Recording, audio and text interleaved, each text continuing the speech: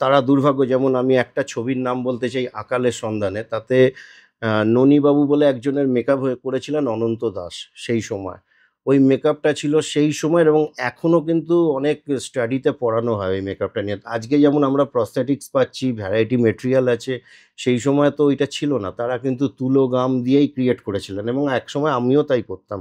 তুলো গাম, others variety অনেক কিছু দিয়ে ক্রিয়েট করে, হ্যাঁ, ডিমের খোলা দিয়ে, এই দিয়ে, ওই দিয়ে, সেই দিয়ে, ময়দা দিয়ে অনেক কিছু করে আমরা আগে মেকআপটা করতাম। তো সেই সময় তিনি ওইভাবে করেছিলেন। তো তখন মিডিয়া এতটা ছিল না, তাদের কাজ নিয়েও, বা মেকআপ আর্টিস্ট মানে ও ঠিক আছে, আ কিছু একটা করে হয়তো। এখন ওই ব্যাপারটা আর নেই।